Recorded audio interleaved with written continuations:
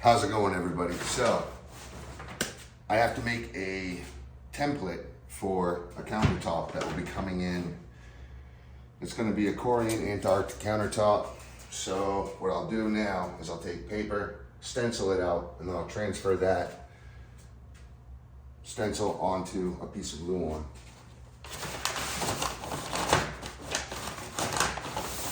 So, right off the bat, I'm noticing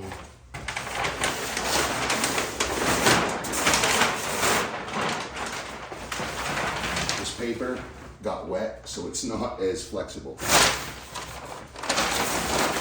as I was hoping it would be.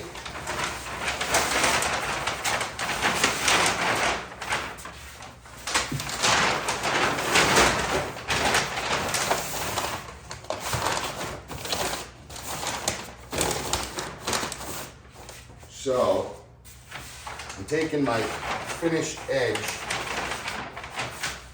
and I am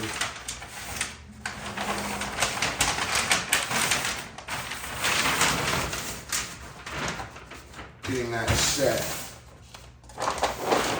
on this countertop here.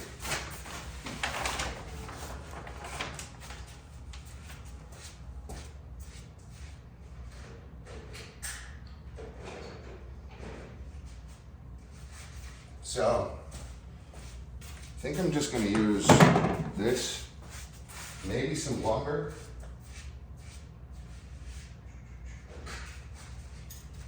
Make sure my blade is fresh.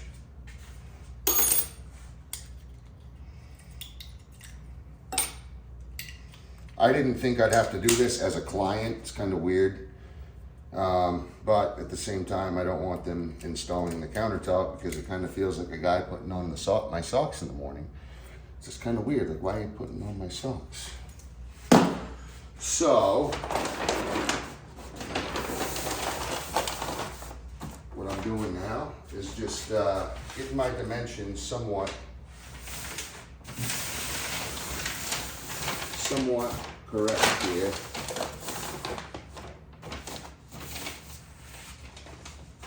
I need it square.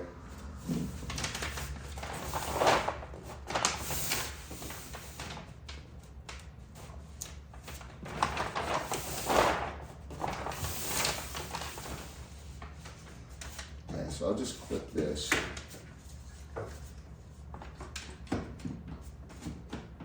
Just gonna get a hold on that.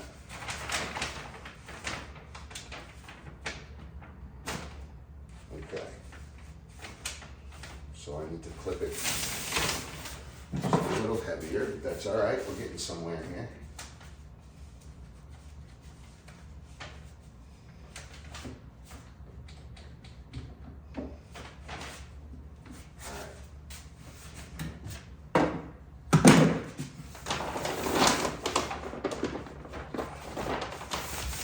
Now I'm just pulling it nice and tight.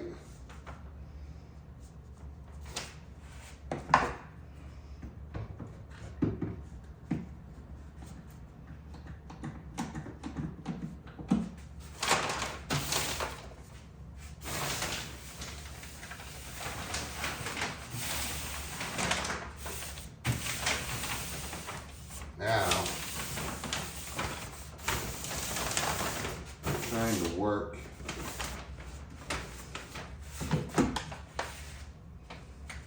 because it's wrinkled, it's going to give me problems, but I'm going to work around those problems because I don't want this to take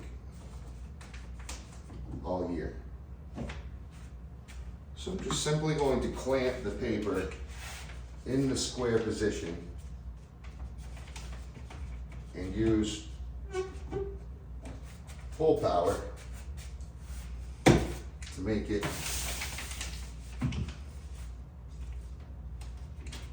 the correct dimension.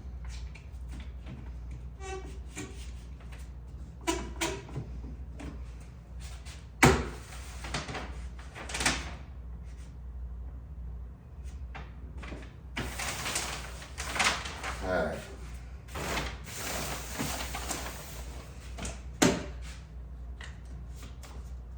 throat punch myself with the shaft of this. Gotta put it the opposite way, pal. Alright. I'm just pulling, securing it.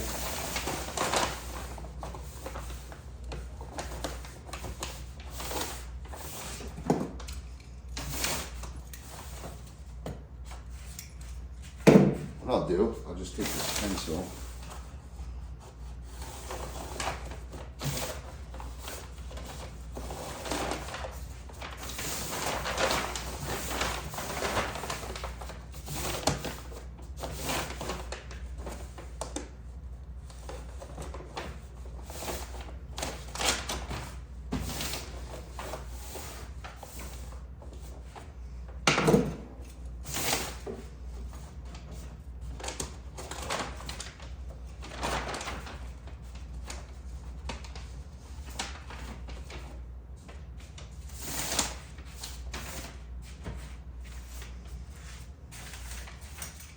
I'm going to use some tape.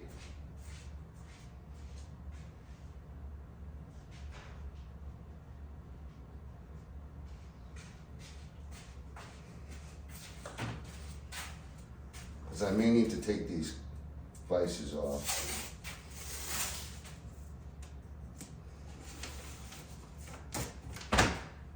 So, I'm going to tape it down. Now remember, this is not my profession. However, I've done carpentry for quite a while, and I'm pretty good at everything. Now, some people would say, oh wow, you're a jack of all trades. I would say, if you'd like to call me that, you can. But in my eyes, it's kind of disrespectful. Because you're not calling me a king of all trades. Gosh. Why do you gotta do that? Alright, anyway, doesn't matter.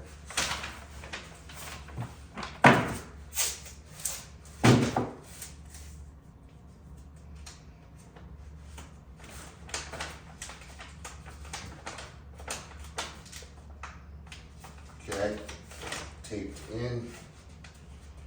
So now, I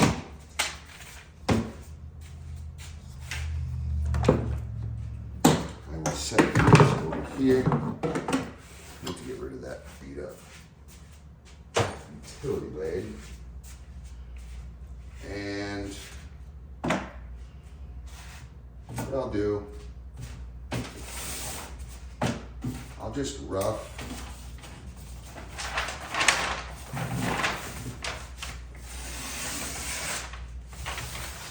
cut this.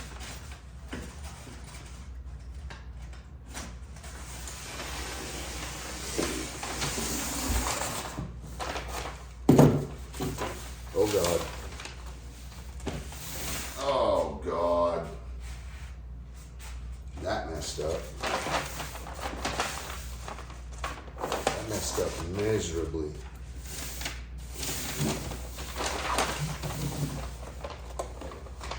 But that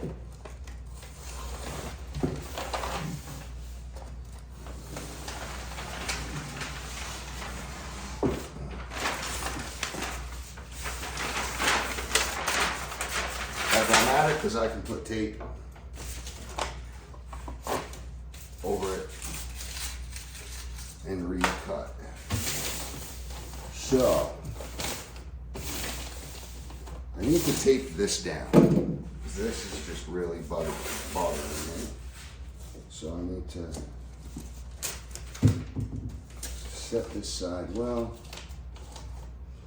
and then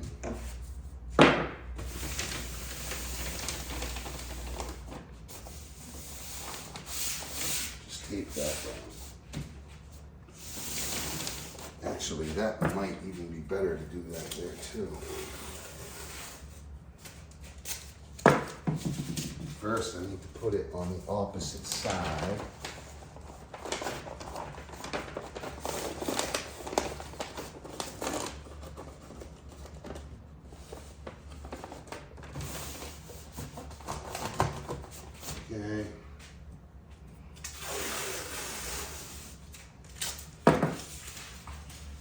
Yeah, this is my first attempt. I should have been a little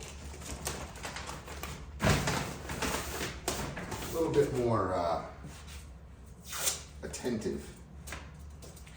Get it? Attentive. Not funny, actually.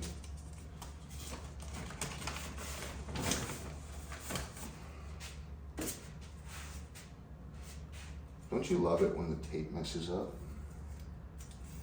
It's like, no, I don't actually. Gosh. All right. I thought I cut that. Oh, it's because I pulled on the paper. Maybe I should just let the paper do its thing and then I do it from there. I don't know. All I do know is that I got to do this no matter what. So there's no backing out. That means I got to do it no matter what.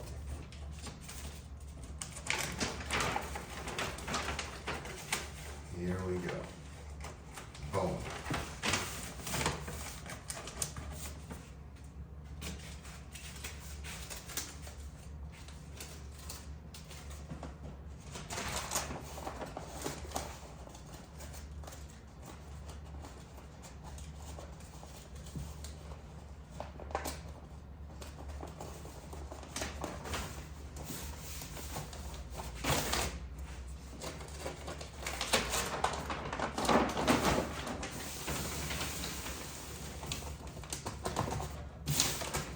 Okay. Now I need to go over the front edge.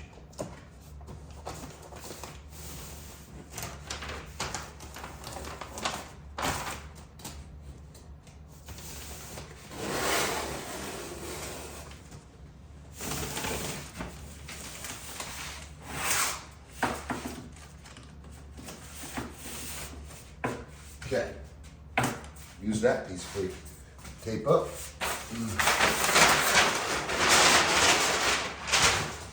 In the trash it goes. Oh, got a straggler here. Go in the trash. Okay.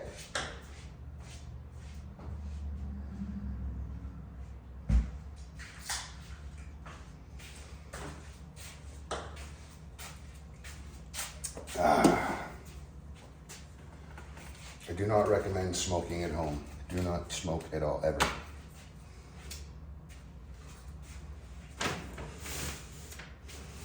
Okay. So.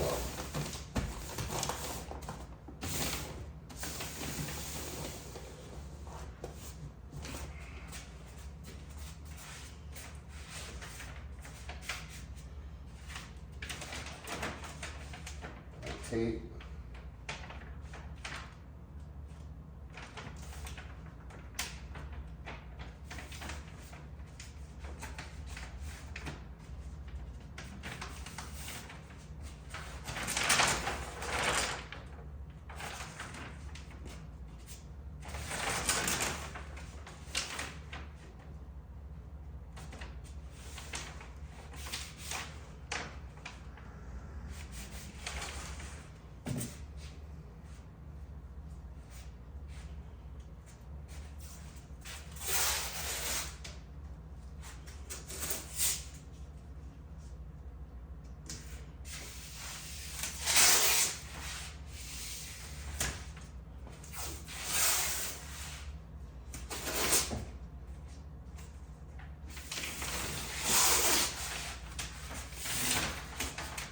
Okay, I think by strengthening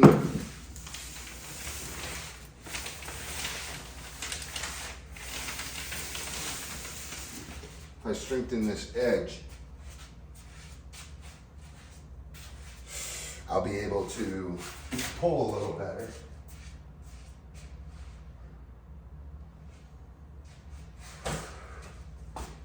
Okay. So now I need to get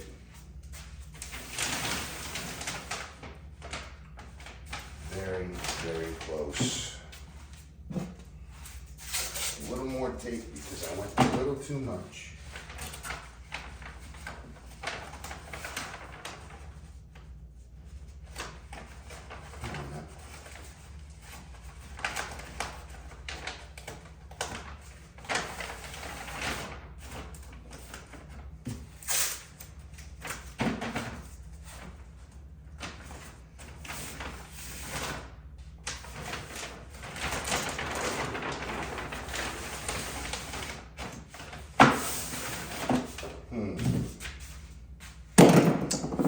maybe if I use paperweights.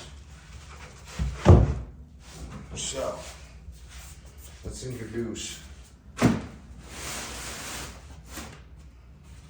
some surface tension.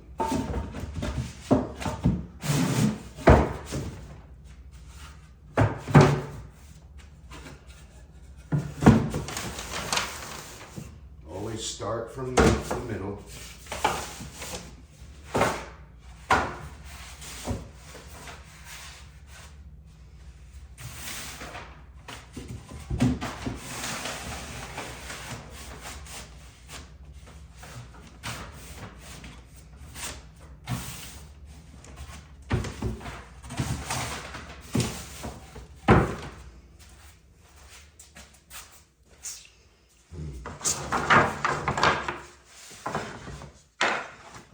This is it's getting kind of silly.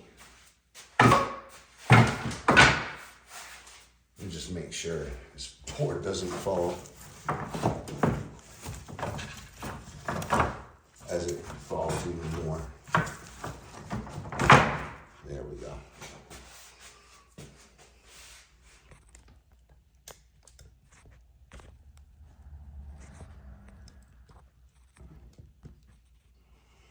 Okay. I don't know. Just a little science experiment, I guess. Here we go. So I guess I'll just slide that. By using surface tension, I should be able to push the excess off.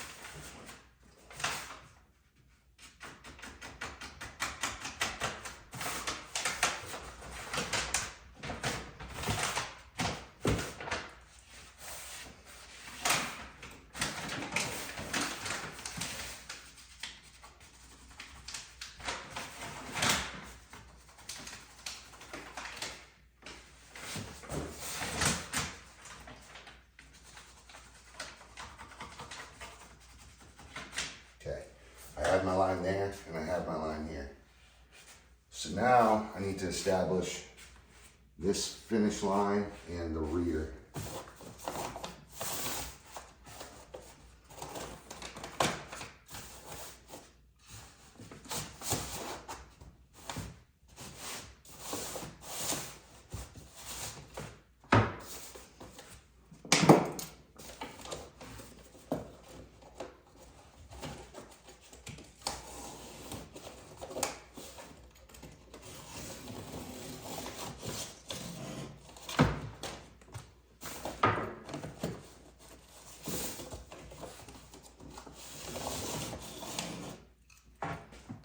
Okay, we have some finished cuts. Now, I need to establish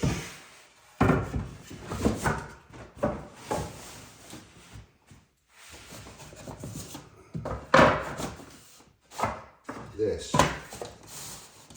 edge. What I'll do is I'll come right down the edge here. Not like that, geez, a crow. Why do you guys have to think like that?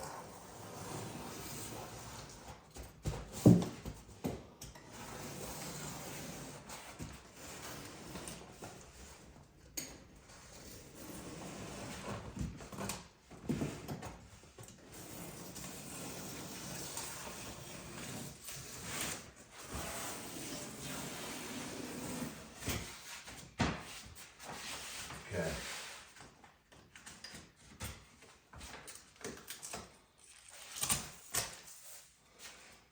Okay.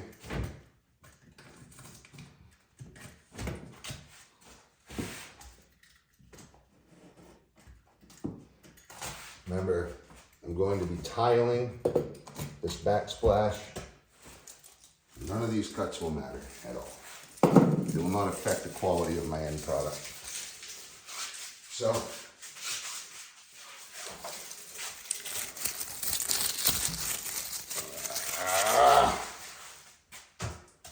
sticky, man. Maybe I did. Maybe I did. Come on, down the side of that. What? Absolutely not. That's taken out of context. My knife. My knife. That was my knife.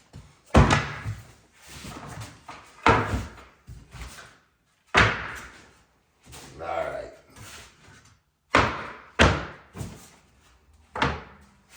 So,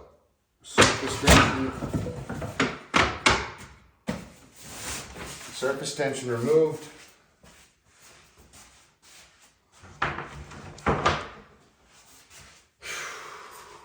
Just shave off this edge here. Actually, I have that stenciled, and I should have kept that on because I need this line. However, what I'm going to do, I'm going to take a straight edge,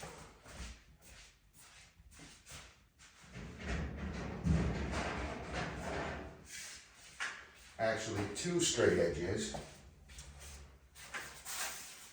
And this is not easy when you're doing it with one person.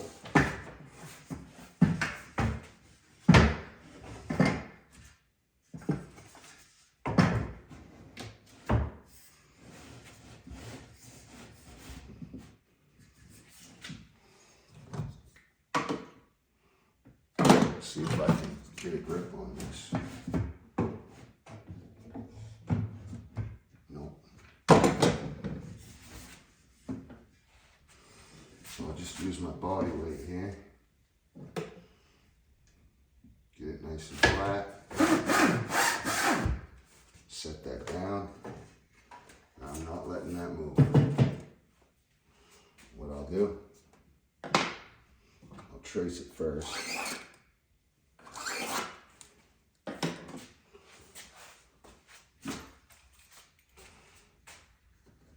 Hold and cut.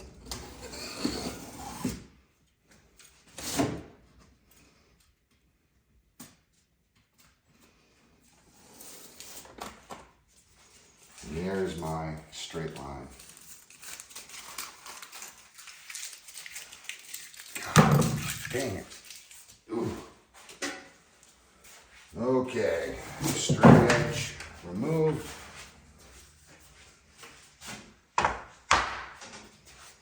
I believe we have our stencil, people. Now that's just bugging me, so what I'll do,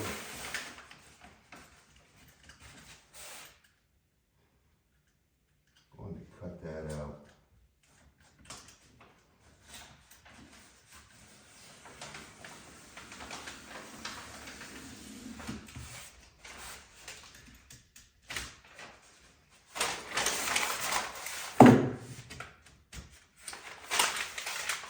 Nice. Okay, so we're close.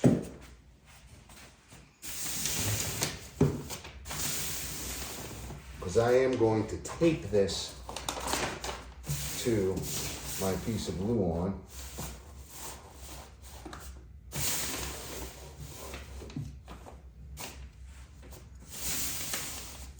Oh, so she's moving now. So I really can't do much. It gives me a rough idea that I can transfer over to my piece of glue on.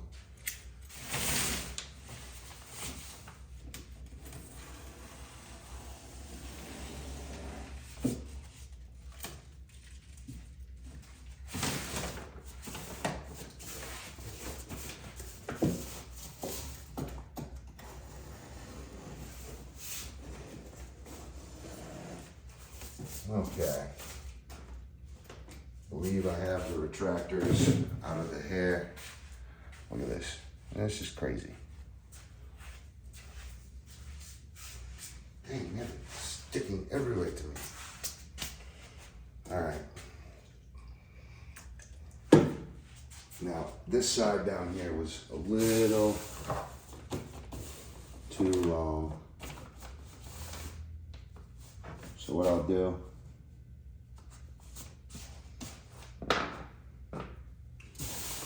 I need to add the negative, and the negative is right there. Okay. So now,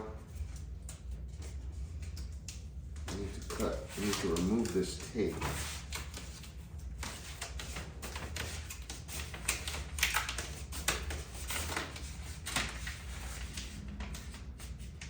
I'll probably have to cut it off the edge. I'll use a new blade for that.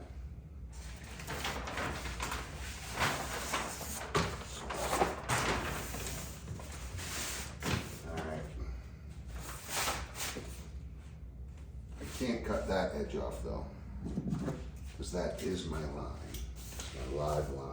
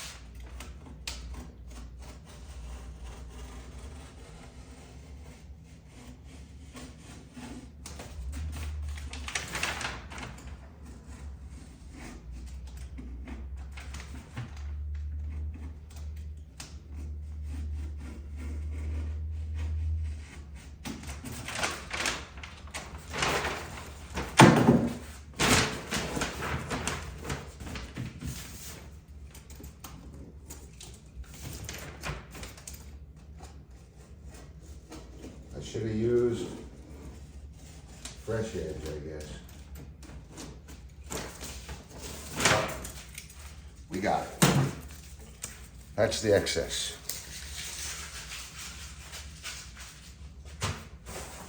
Okay. So now I get a piece of Luan, transfer that over, and show him where the sink needs to be. And I bring it to him. So let's go get a piece of Luan. What do you think about that?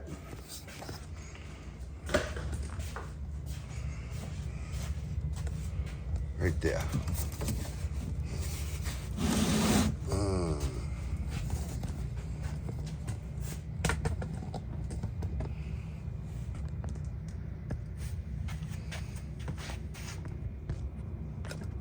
Sorry about that.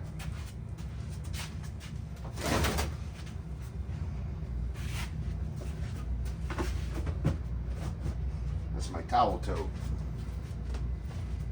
Okay.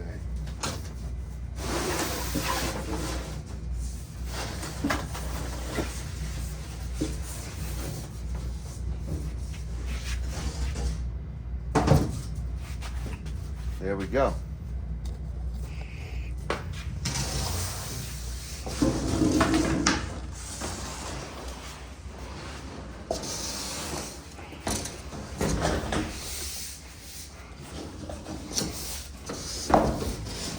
Ooh, I just got a good staple right there. Staple, splinter. Dang, that it. I think I got it all.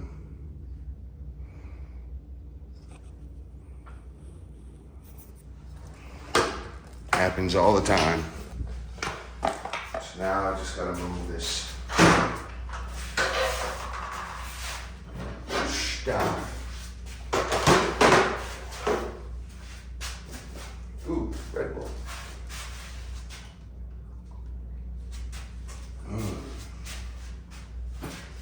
Spicy.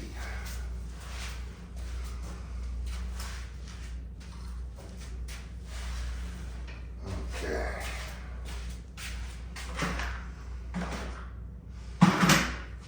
Some light maneuvering here.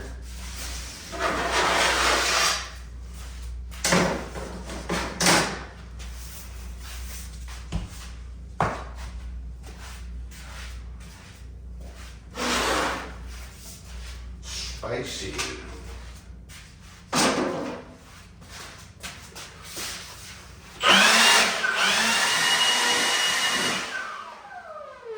Okie dokie. Smoky. Get you guys somewhat level. There we go.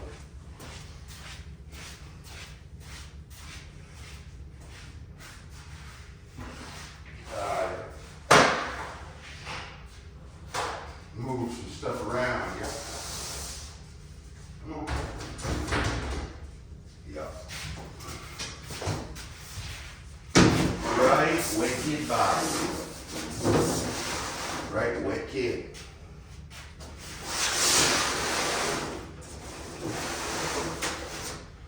Maybe I should have used two.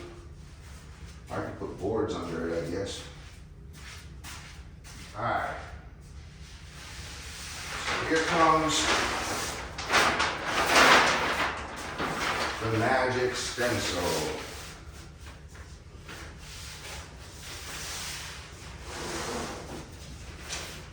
Bring it right over here.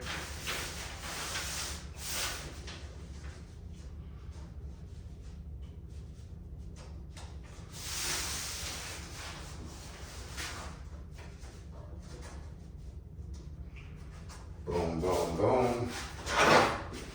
I gotta tape these on so they don't mess up.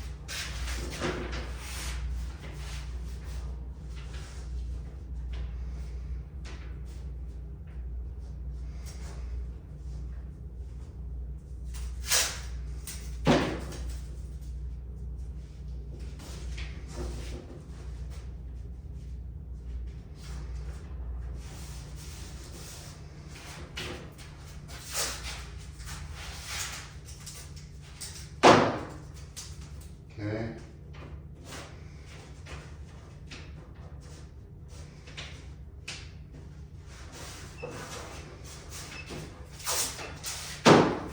Setting this on the factory straight edge.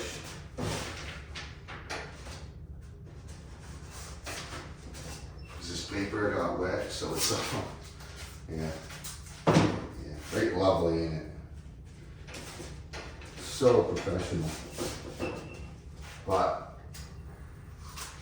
we got to remember, I'm the client in this situation and I'm doing the template. So we all should just be happy that I'm even getting a countertop, to be honest. I know I am. Very, very happy. Very grateful. Worked hard for this. Worked really hard for this.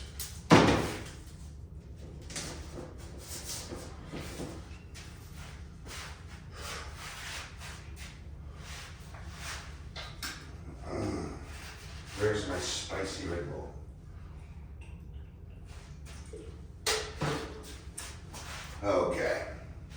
So we're taped off on my 90-degree right angle. I know we're 90-degree right angle because I used a laser to make this cabinet, or rebuild this cabinet, I should say. I know for a fact the wall is off, so this angle has been traced for a reason. So what I'm going to do,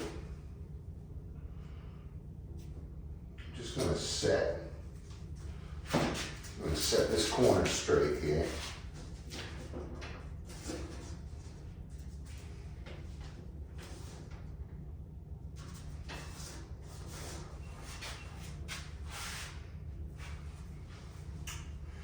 And then, no indent. And then, no indent.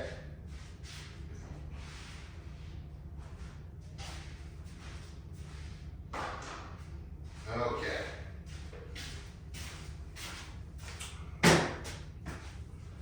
So,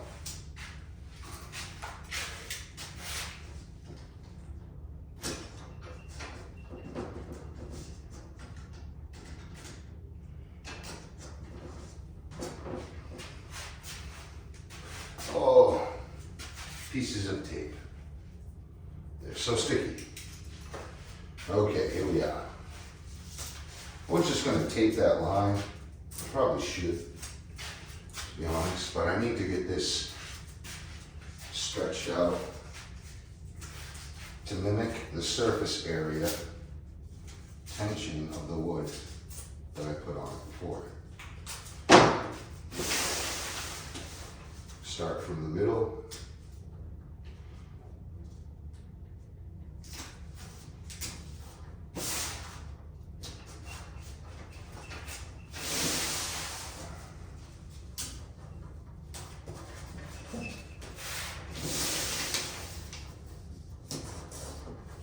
Be water.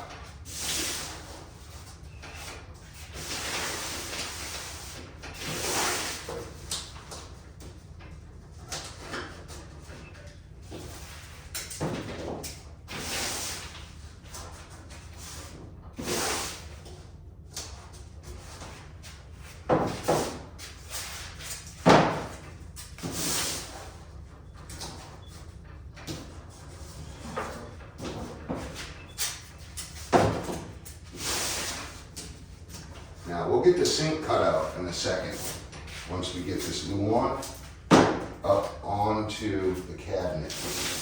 But I need to cut it out first. That's what she said. Cut it out, Travis. Just kidding. All right, so what I'll do here, I'll just get a straight edge.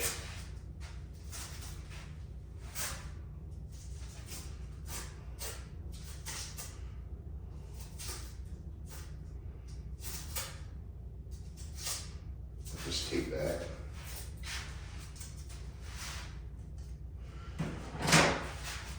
Okay, straight edge. Where are you?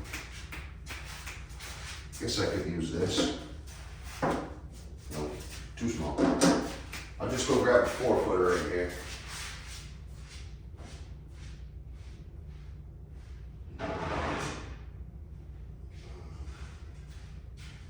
And I'll grab my 6-foot.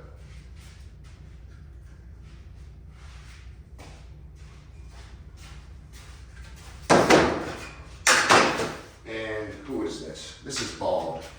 So I'm just going to bring Bob up over here and give this some load capacity. Nice.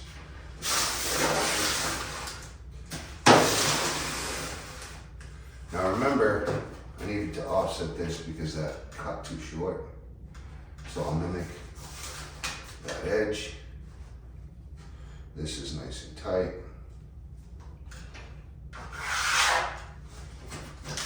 There's my line. No.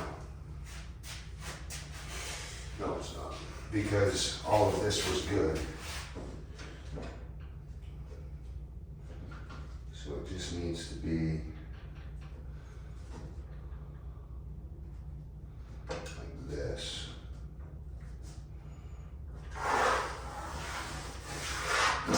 Something like that. Thing is my wall kind of wobbles every stud. So it's between studs, it'll kind of shake off. So it's an older house, it is what it is. Blame it on me if you want, I don't care. I'm just here to build. So now I need to make a straight line out of this. I guess I could just chalk it.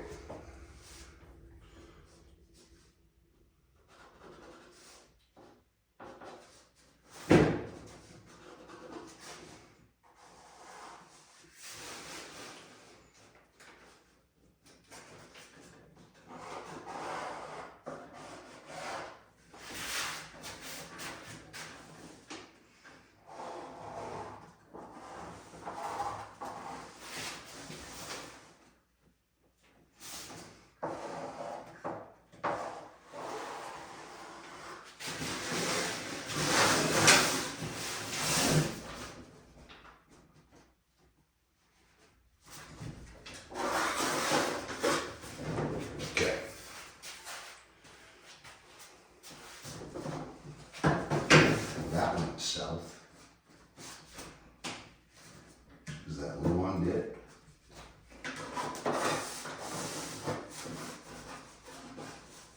There we are. Okay. So now I have my countertop transferred from this paper to the wood. Now I take this off. Now I'm not silly, so I'm going to keep this. I'll just roll it up.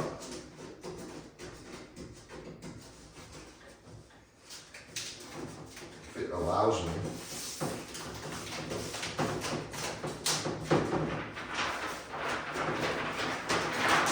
There we go. What I'll do,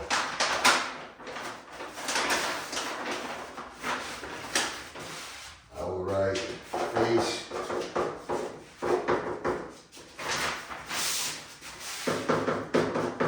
face,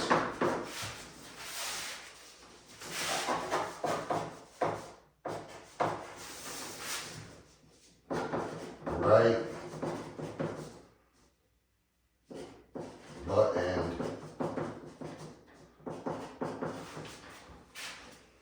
front,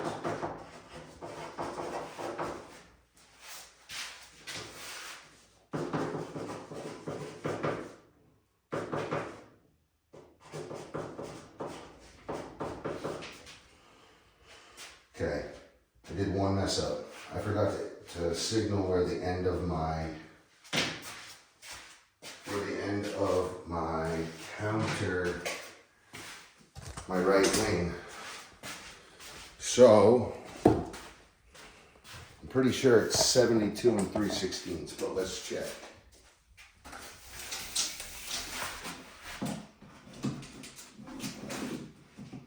Well, call me a jack of all trades, but that looks like 72 and 3/16 to me. Pretty damn close anyway.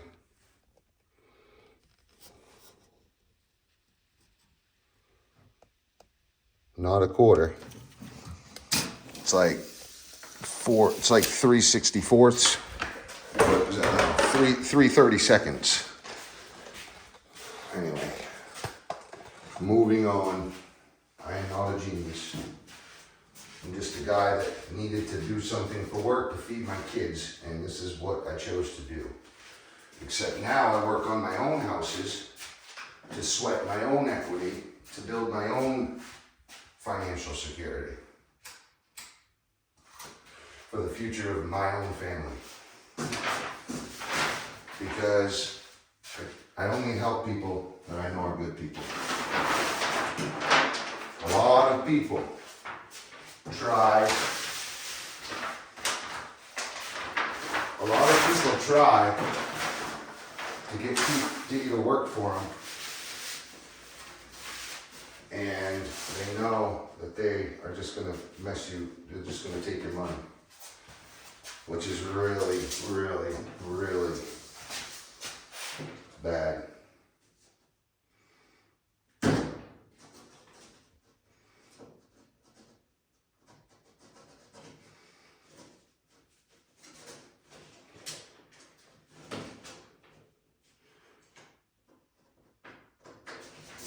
Okay, I got it marked on both.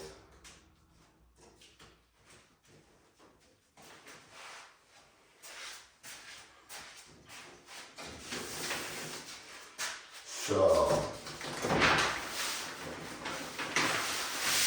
I'll just slide this over here because I also need to mark my sink. My sink on center. I already have this in a template, but it's right there. So let's just giggity get it. Just gonna take that tape measure, and we're looking at 47 3/8. Depends on what tape measure you use. But this line right there. This line.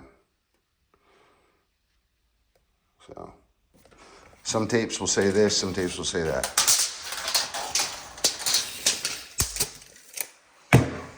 Now I have to transfer that over here.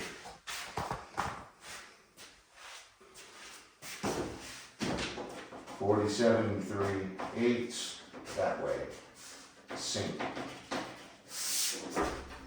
Okay. My sink is 47.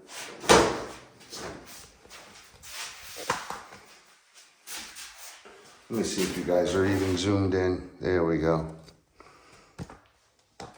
Okay. 47 3/8 on the money.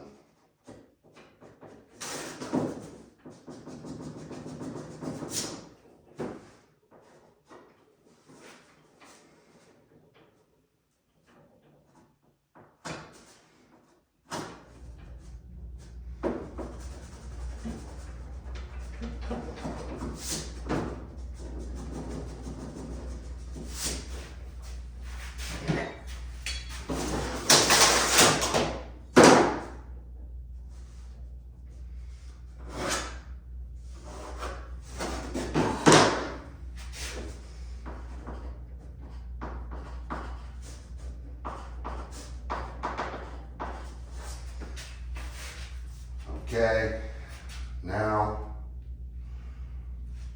that's my sink on center line, and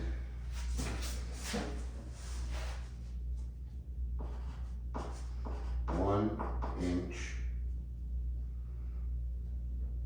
offset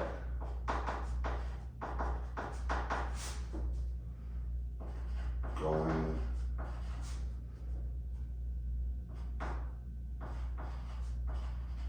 toward face of front of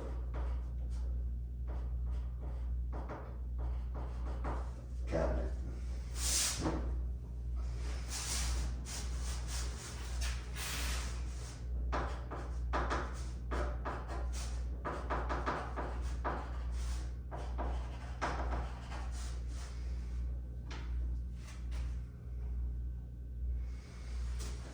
From center.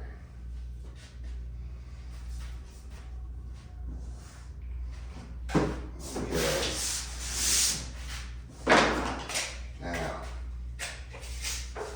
what is center? Yeah, it's 25. So,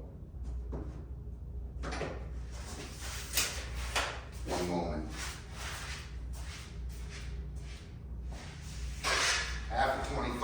12 and a half.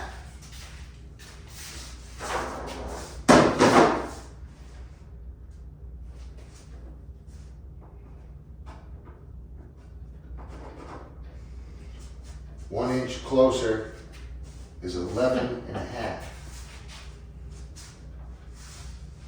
So that's 11 and a half.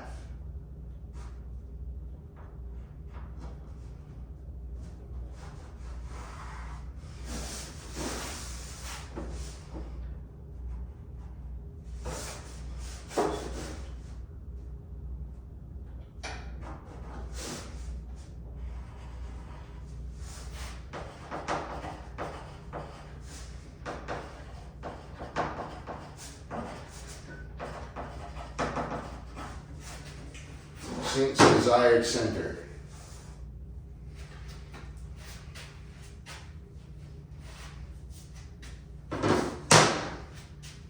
Okay. So, mark my wing, which needs to be, let's get the papers out.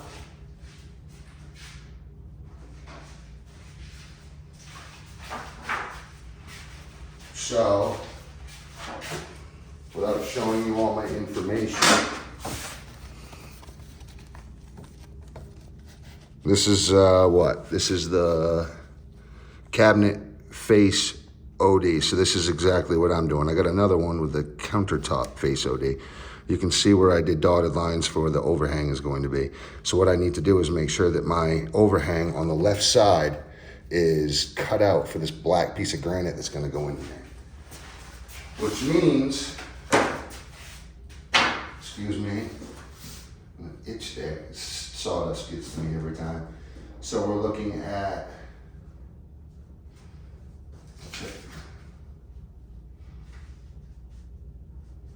so my live edge will be 22 off my, that's how we already know that, but how big is that going to be? 1 inch.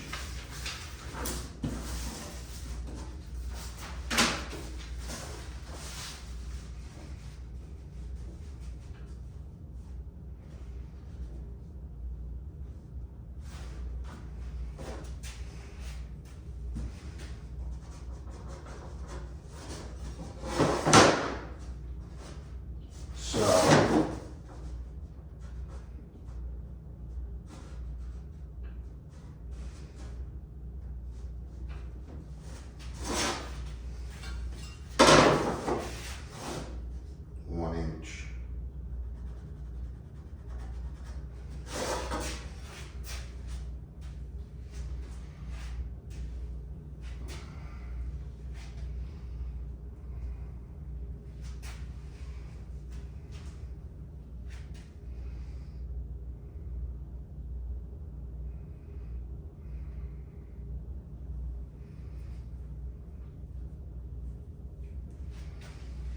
my sink desires stays the same.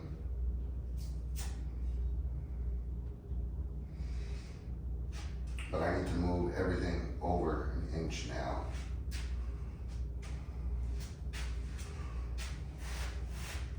Because this is my desired cut.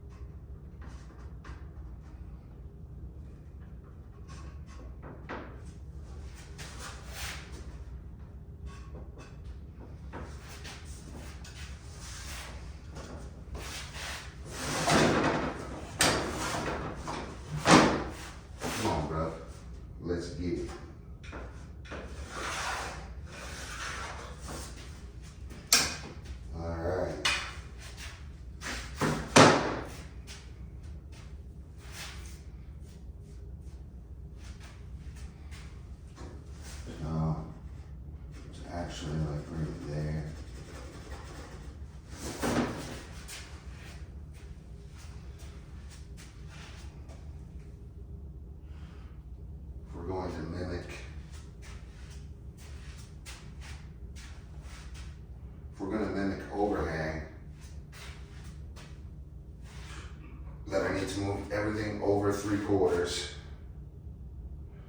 because that has to overhang 3/4, and I have to move everything over this way 1 inch. However, I want to stress that I need this cut live edge.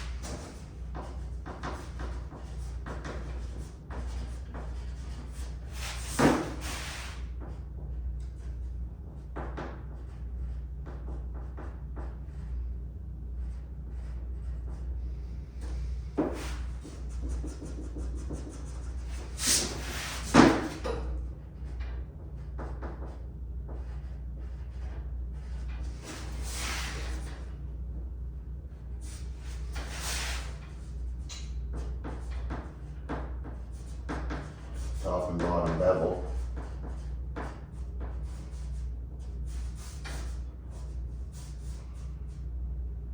Finish. Face.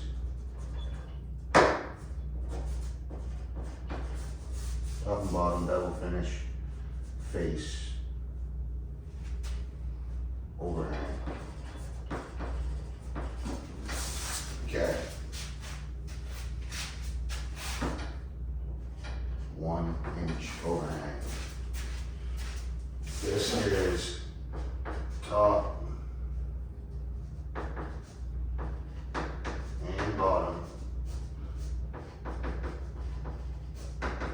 bevel finish with 3/4 inch overhang.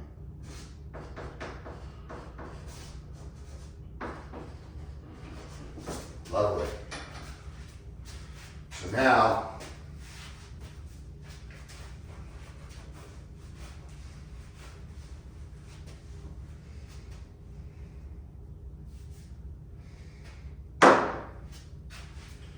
I need to move all of these lines 3/4 this way.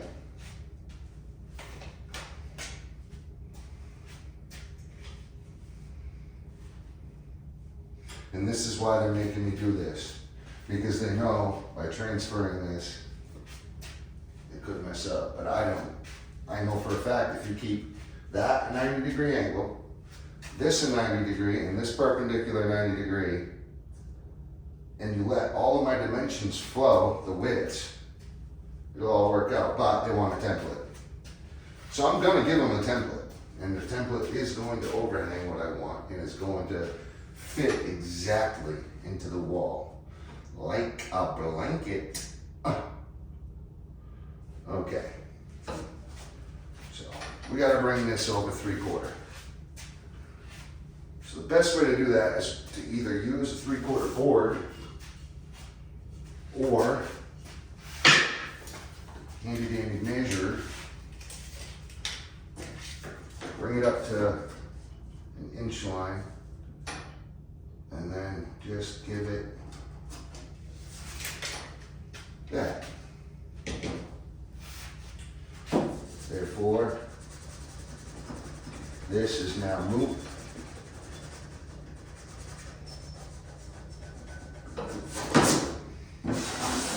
And this is now real. Nice.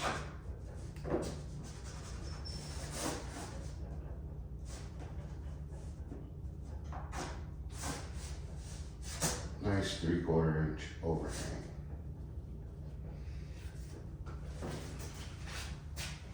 You know what? I'll just do the full inch overhang. Although I really really didn't want to. No, we're gonna keep the 3/4. Fuck it, we'll go like that. How's that? It's probably an inch.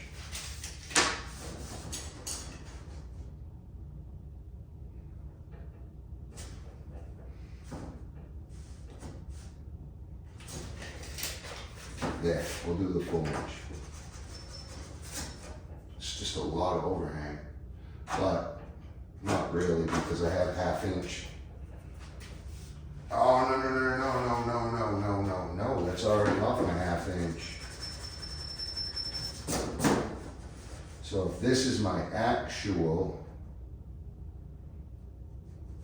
I'm just gonna, 3/4 kind of heavy to be honest.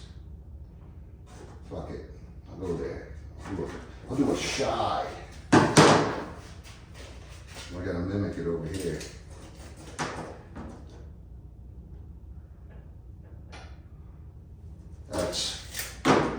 It's 11/16.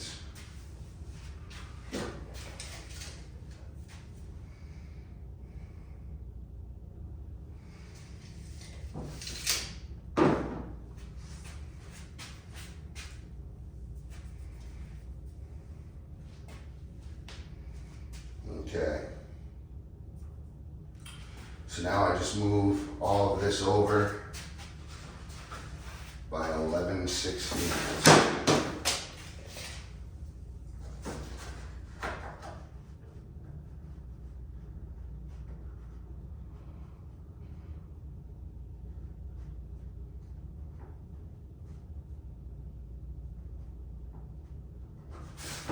Right there.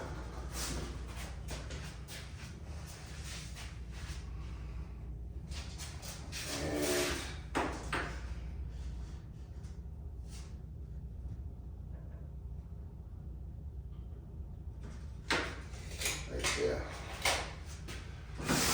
That's my new lines.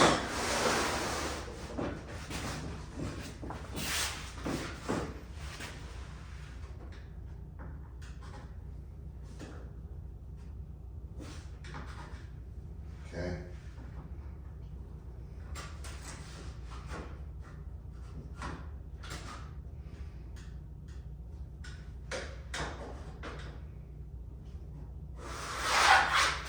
Love light. Okay.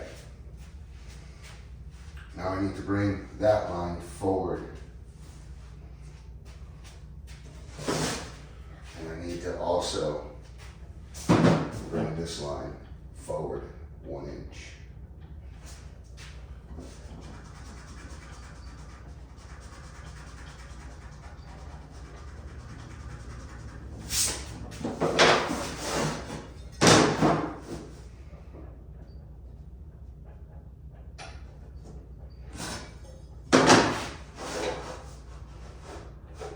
I'm just going to line that up.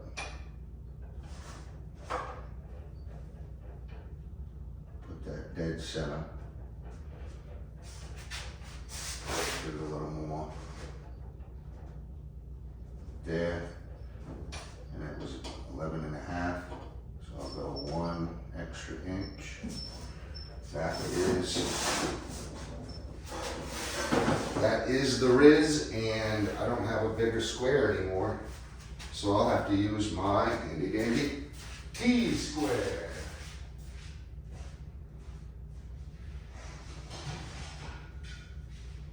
And I love this T-square because it's also a bevel square. You can unscrew it and turn it into that. So that's really neat. What I'll do is you always put your pencil on your line, get everything straightened out. And now, ooh, this is long.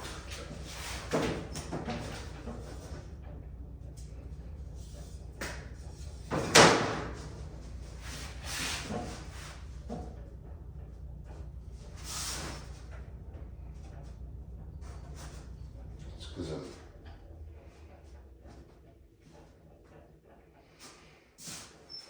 okay.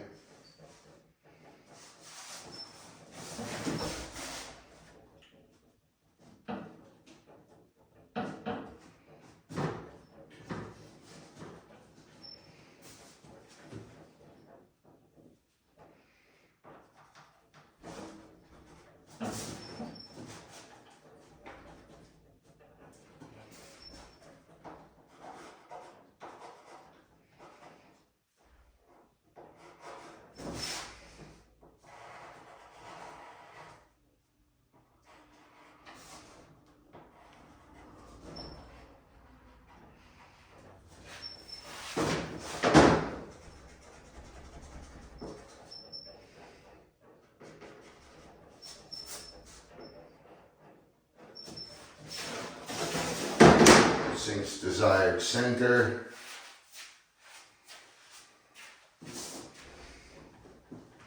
Oh.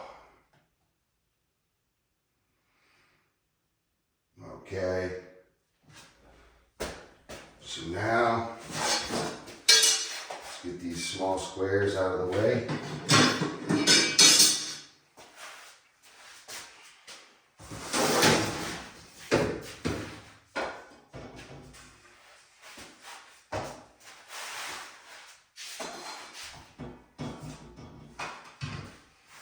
Should never lay your levels vertical. Always lay them flat. Except for today, I guess. So now, we need to move this puppy 1 inch.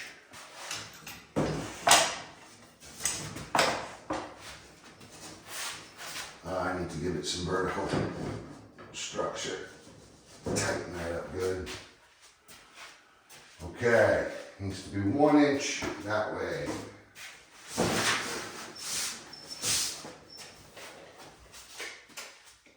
So, actually, while I was doing that,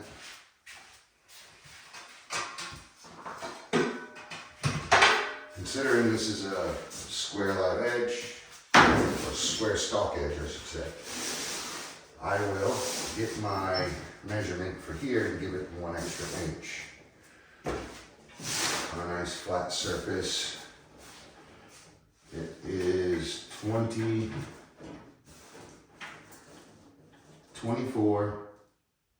and 11/16. So I need 25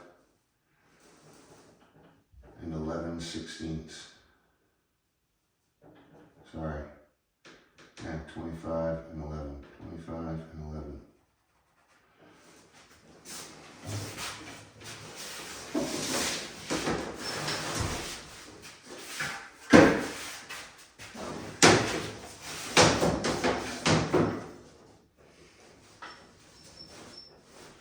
Okay, right there. Wouldn't it be nice to have a hand here?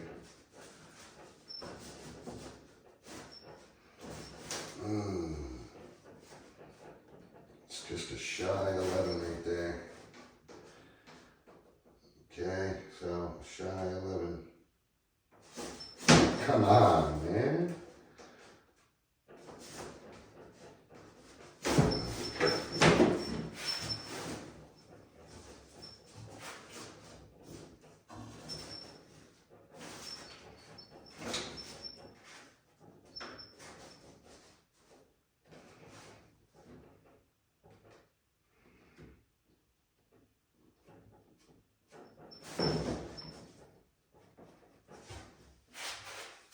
Okay.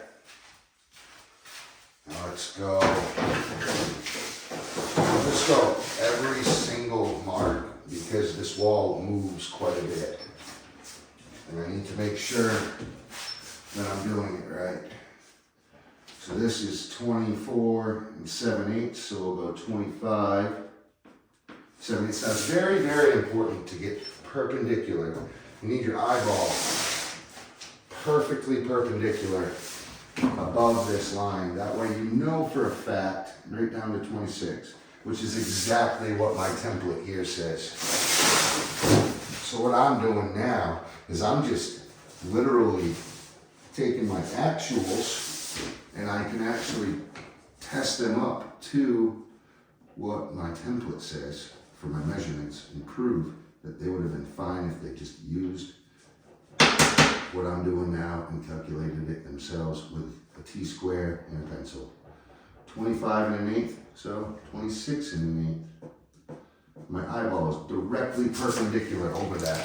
But I can't rely on that because, like I said, my wall, so about every foot, I'm going to get a new measurement and I'm driving this T-square up tight with my thighs.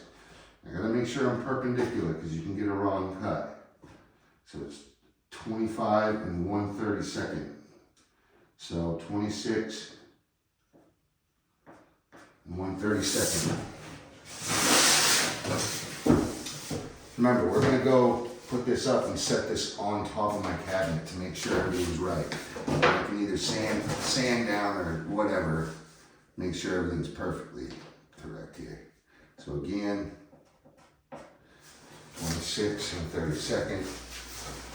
Now we just need the nice end cut. See what I got here. Wow, look how much that's off. That's off square just so much, by about 3/4 of an inch. So this is actually 25 and another 32nd.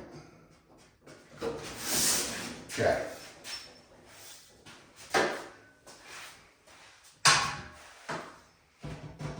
All right.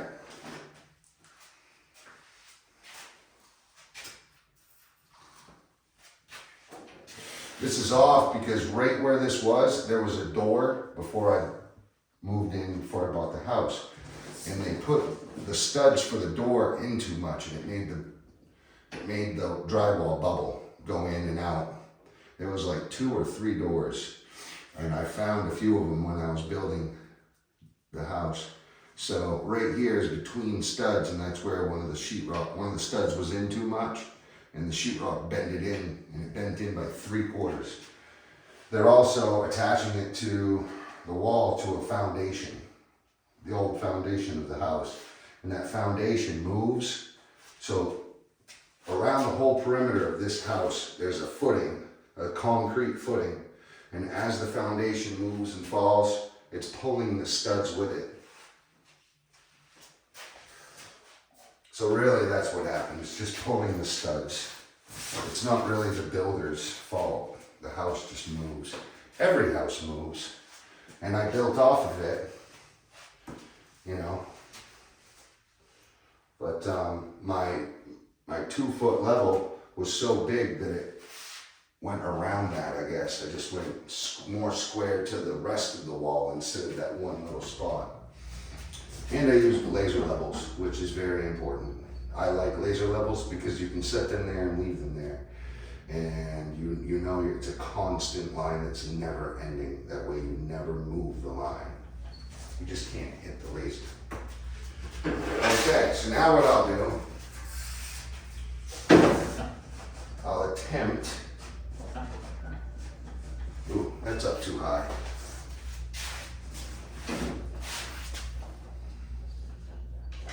I'm not high enough or something.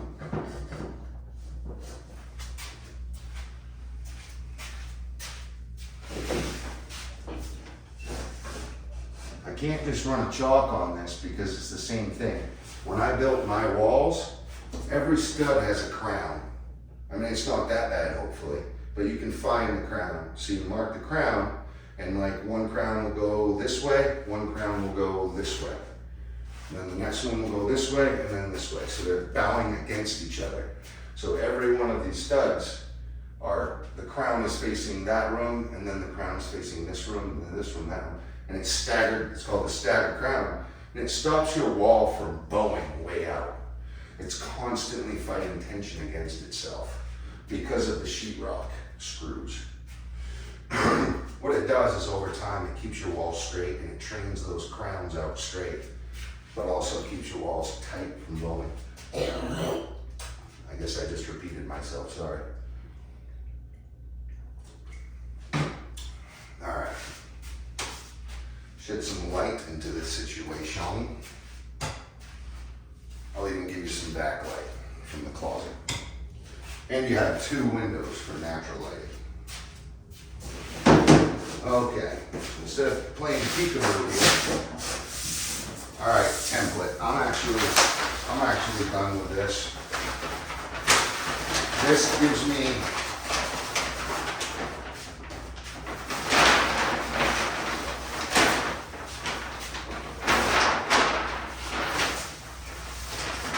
me my cabinet face, which is great.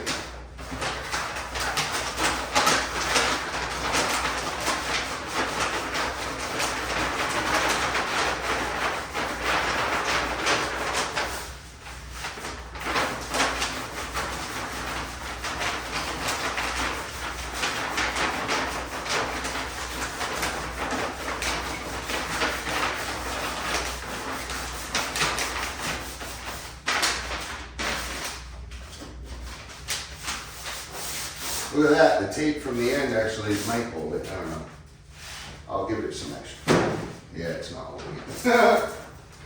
Oh, stop, I had you nice and tight.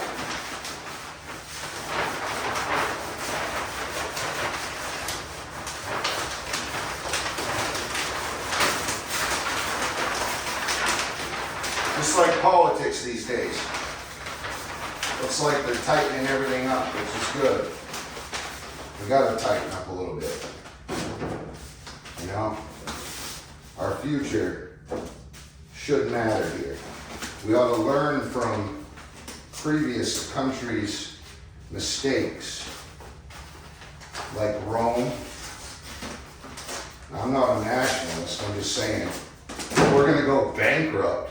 I don't think that's called a nationalist if you're just simply worried that your children won't have Social Security and you're worried that your country's gonna go bankrupt. It's not about power. It's more along the lines of just common sense accounting and making sure our country is being represented by the right people that are gonna care and take care of our country. It's not just a free-for-all that everybody can just take. If that was the case, that's called the Banana Republic. Anyway, I'm not a politician, and I'm not being paid by politicians. I'm just saying, this is my point of view in the world. I want to make sure my grandchildren have a good place to live. You know, make sure the American dream runs strong.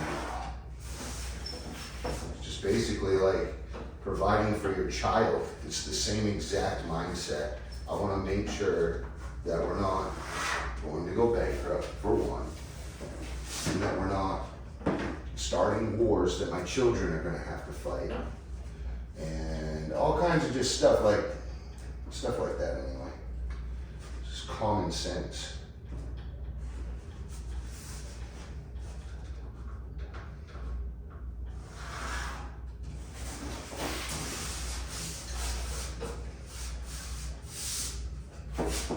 That's up too high.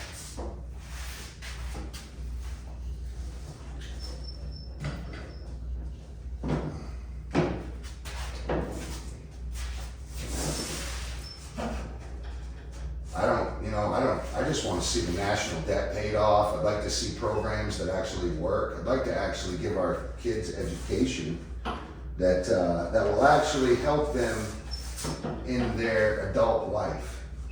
You know, it just seems like we just do the math, just do the science, just to get the paper done, rather than finding real life solutions, real life applications for what we're learning. You know, like a real life, why would I need to know this, basically?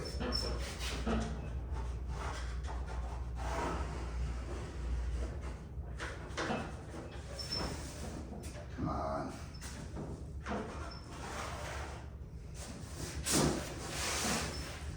But that's all, you know what I mean? It's like, why dump a bunch of money into something if you know for a fact it's gonna not gonna work? Just because we have it, just to put people to work. It's like, why are we dumping money just for the simple fact of making sure people have jobs, rather than finding solutions to actually take care of problems? People can argue that we're not taking care of, or that we are taking care of problems, and those people matter. Of course they matter. I just want to make sure that we're being actually productive for the good sake of our nation and our people. You know, it's like it's stigmatic these days to like have pride in the United States. The same leaders that will spend billions of dollars trying to be the leader of that state is then shunning people for not wanting to be proud of their nation.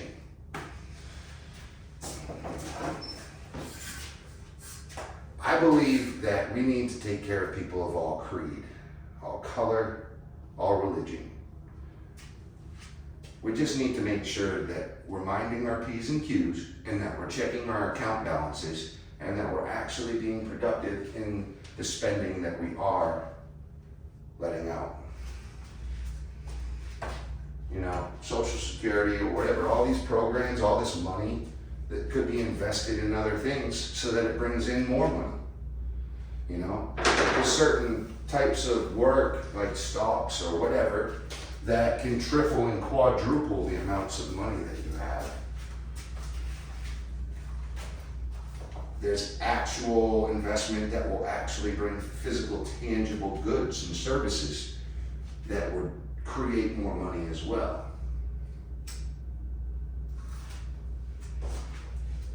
Basically, just at least making sure we're not degrading our country, not degrading our children's mental capacity, not degrading our financial security.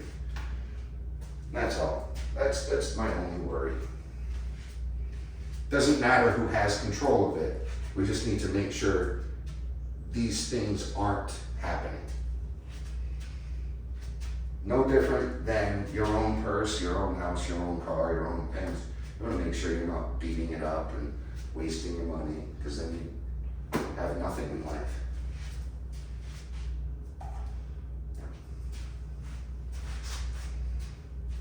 But, nah, I'm not a politician, so really I guess I shouldn't worry about it.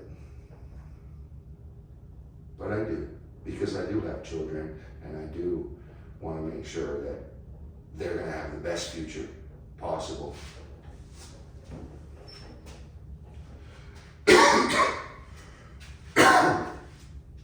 I don't agree with just giving people all around the world all of our wealth. The same people that screamed that Afghanistan was too much money, it was just costing too much for the taxpayer, then went and took all that money that was going into Afghanistan and started another war, and then also created a whole nother money problem with immigrants and craziness like that. Now, I still think that people should be able to come, but don't create problems, financial problems for our country that we can't control. The United States should not be paying the way for everyone in the world when we are going bankrupt. How is that possible? So we're in debt, yet we can afford to just throw our money all over the world in this glitter sprinkle campaign. It's like, I know I'm dying, so I might as well just go out in a bang. No. We're strong, and we need to stay strong, and we need to be financially secure, and immigrants should come in the right way. I've seen many immigrants be way more wealthier than I am, have a much more structured life, and be much more happy. I've seen it, you know. Brain surgeons, rocket scientists, you name it, smartest people in the world, but they came in the correct way. That's all. That's all. It's no different than if I were to go, let's say, to any other country. They would expect me to learn their language and learn their society's norm. And I guarantee you they wouldn't pay for my house and my food and my car and my cell phone and give me citizenship just because I showed up. I'm pretty sure that that's probably not the case. And maybe it is. Maybe it is the case, but those countries are also going bankrupt, and they're also falling and losing their financial security and their futures for their children.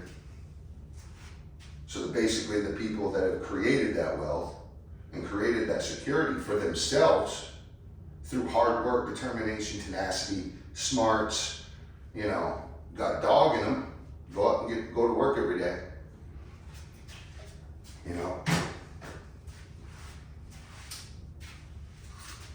And then you got greedy politicians taking some of the money back. So they throw it over to Africa, and then you see all these politicians go to Africa a couple weeks later, coming back with all the money that was given to Africa. Let's just Now, call me a conspiracy theorist. We'll find out the truth someday, though. All I know is all that wealth, we should not be bankrupt. We should not be in debt. Absolutely not. If we have money to blow, we have money to put on our debt. And people need to just get over it and secure their future for our children.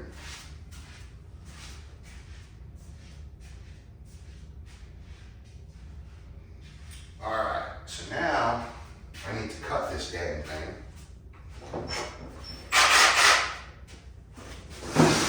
I could run it through this table saw. I could, I guess. Well, I guess I can flip it too because I'm past center over here.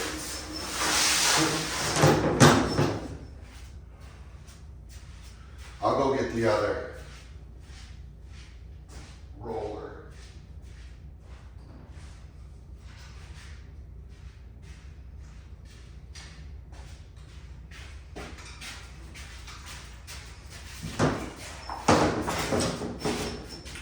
We're going to lower this, obviously. Bring that up to somewhat normal height. I guess that's a little too high. Now, sorry for the rant, but I do feel rather strongly about it, you know. And I'm just literally just trying to look out for my kids because I see a decline in the American dream for Americans. It's not called the world dream. It's not called every country in the world dream. It's called the American dream. And it's basically shattered compared to what I saw when I was a kid anyway.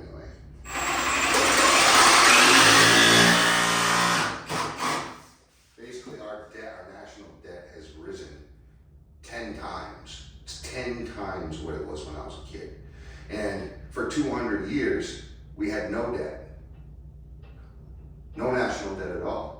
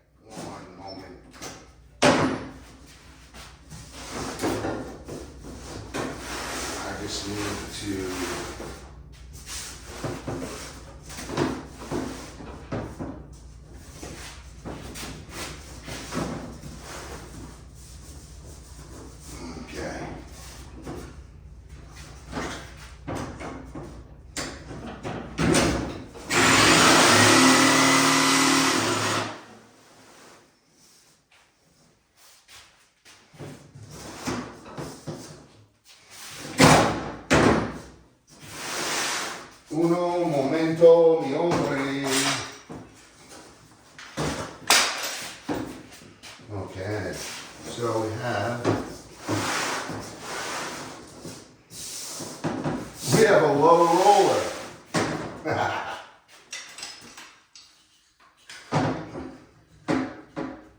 Ooh. We have another low roller. That's okay. We'll move this guy over here. Bring this one up here.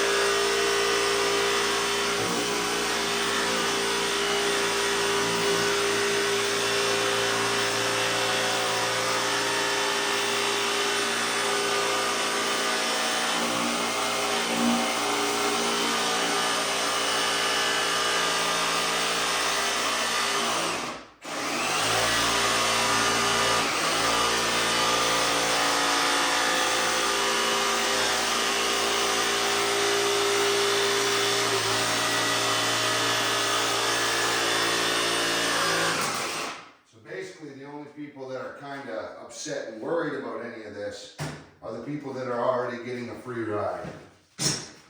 They're already getting socialism. They rely on the government for all of their financial security.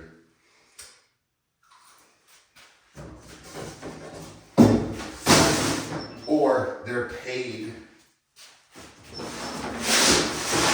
by politicians that capitalize on socialism. So, no different than old man Mitch, worth $285 million, and he only makes $400,000 a year. I don't care how old you are, that math does not add up.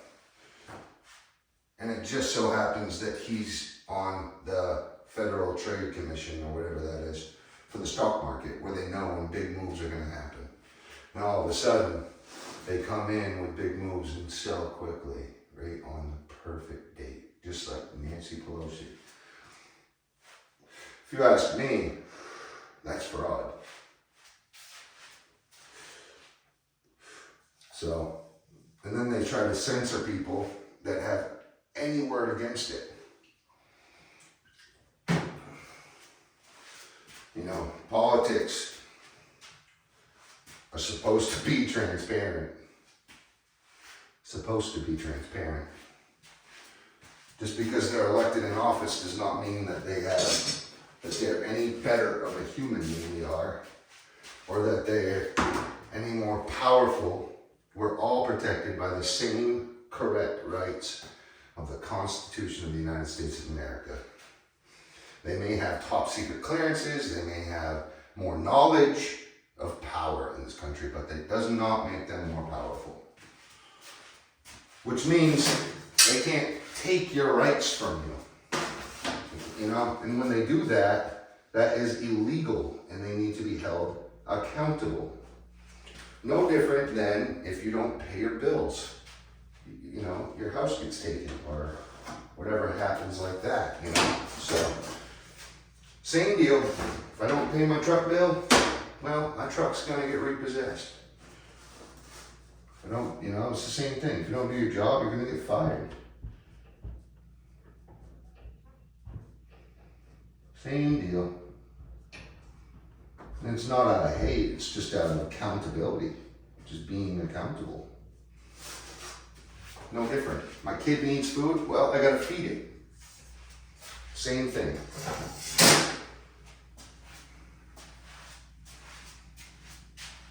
Make it hard for me to feed my kid? Probably gonna elect someone else. Because we have the power of vote. Voting, it's democracy, right?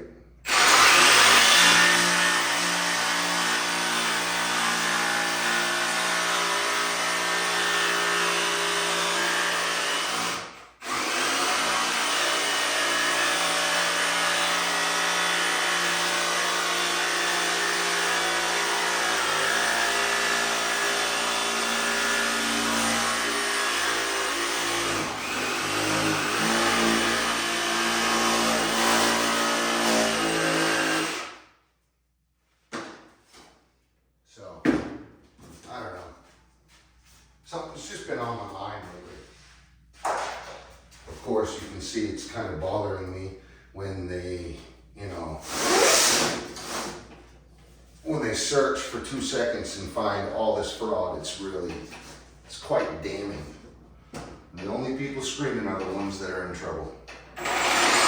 They had all that control for all that time, and now they're upset that they're losing the control to be able to commit fraud and steal from our tax dollars.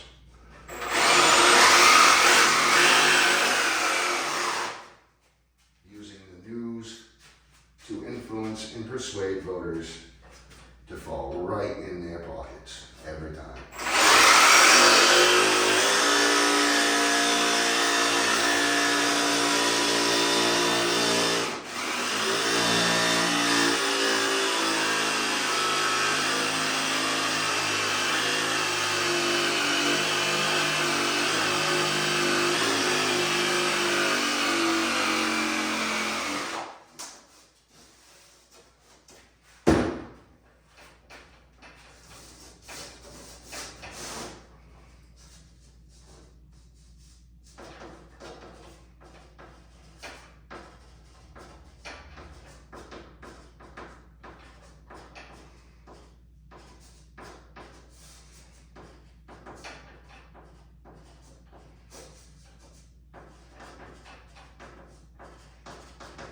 Please make this line a perfectly straight live edge.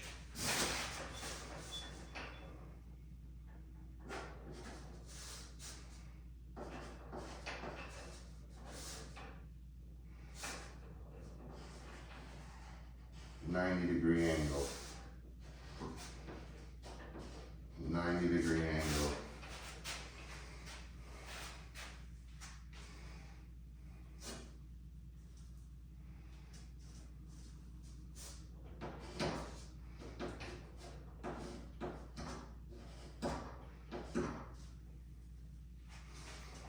And then this will be a 180 plus 90 is, what am I doing? 270? No, 180 plus 90. What am I, why am I thinking like that? 270. Right? Yes. Okay. Anyway, let's mark this.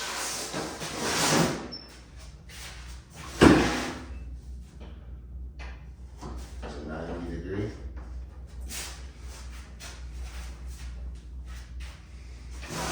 Now this is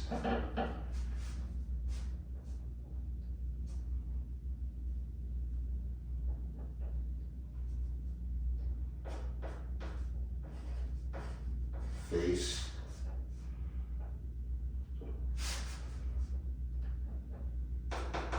front, face with top and bottom bevel finish.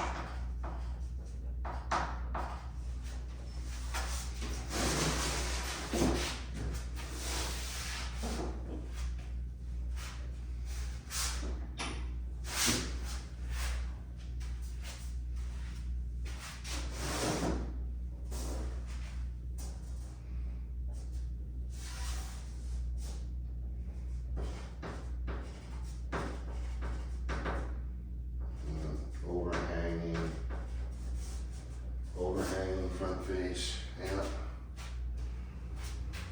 Top and bottom, finish, face, 1 inch overhang. Okay. Bada bing, bada boom, hey, hey, hey.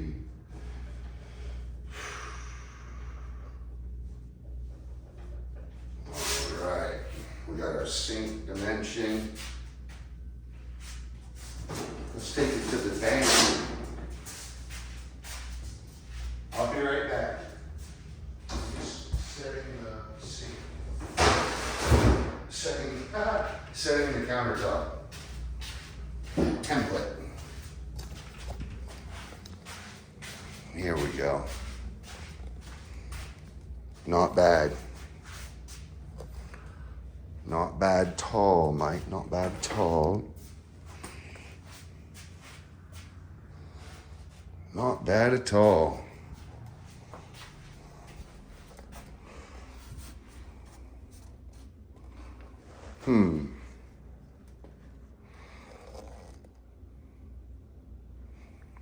What did I do here? Good thing I didn't cut it too much. Cripey, that would have sucked.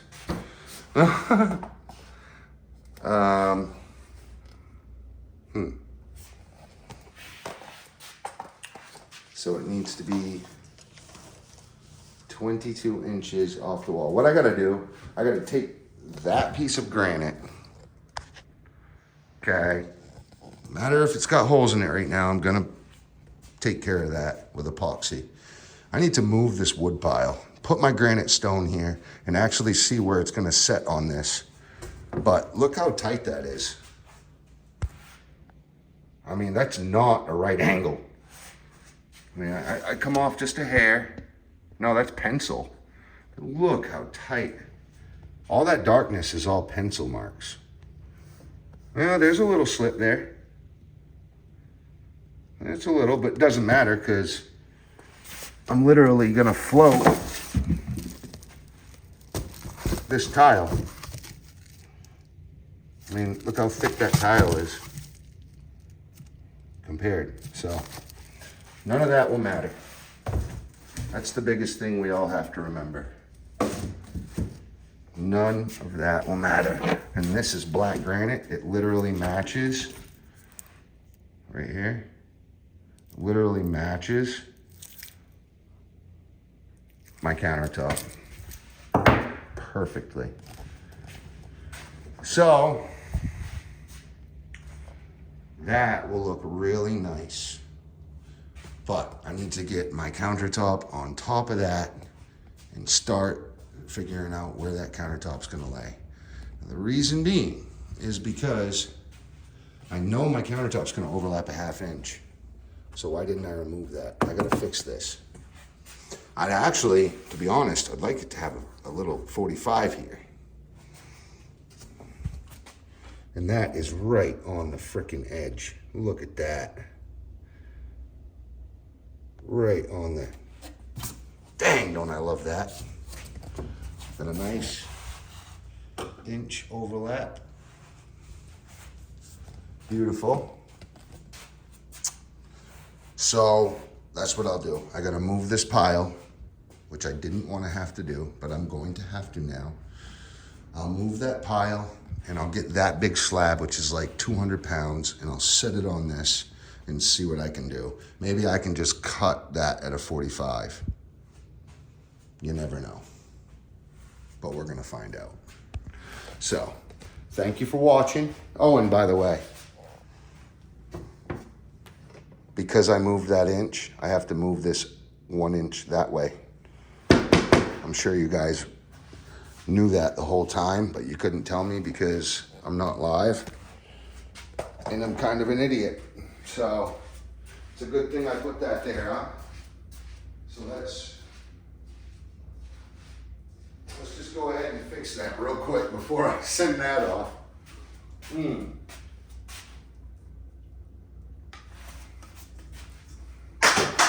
That would have been great.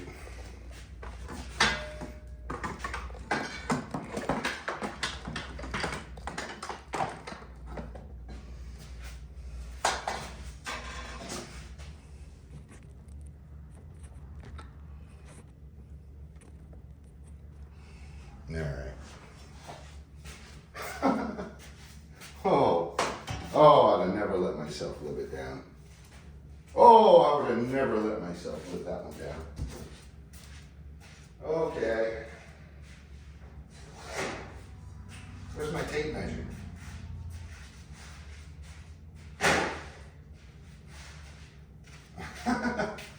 Yep, that would have really screwed me.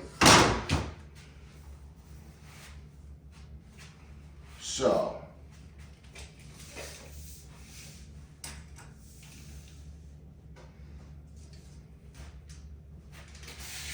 I'm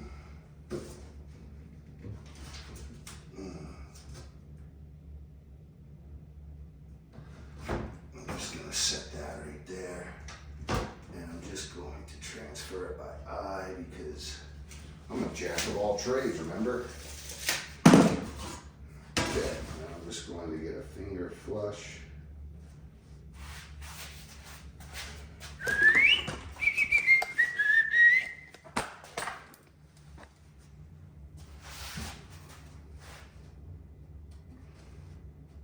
Finger flush.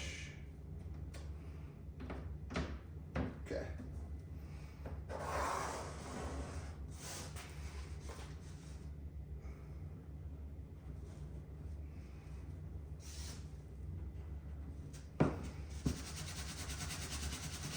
So I need to sand all this off.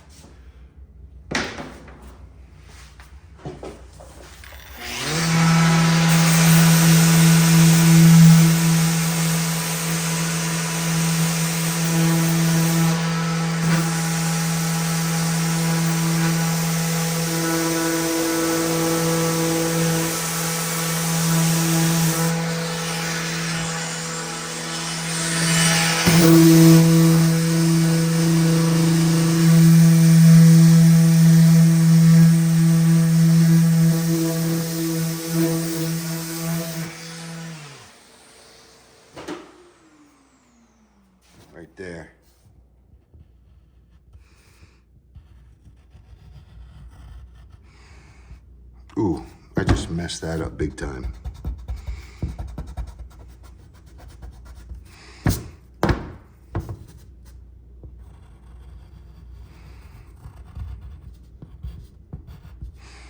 That's the bullseye.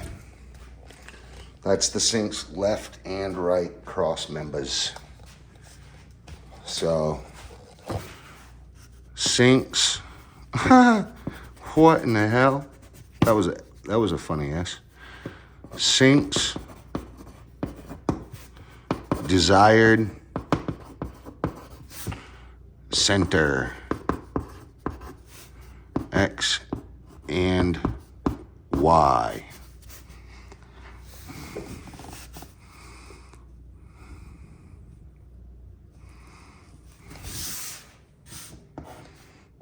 Parentheses. So I'm bringing that sink in just 1 inch. And I'm doing that because I want a little bit extra room here. Half that inch is going to be gone, at least half, from my backsplash, which will offset this whole dang thing. Plus, my rear wall has big piece of plywood on the rear end, and it has an extra piece of, anyway, there's just a lot of stock back there. It's 3 inches thick, and it'll be hard to put my plumbing in. So I'm trying to bring my sink forward where I have extra room here so that I can have a little bit more room for my detergents and all that stuff. Also have a little more room for my backsplash and have a little bit more room to do any plumbing.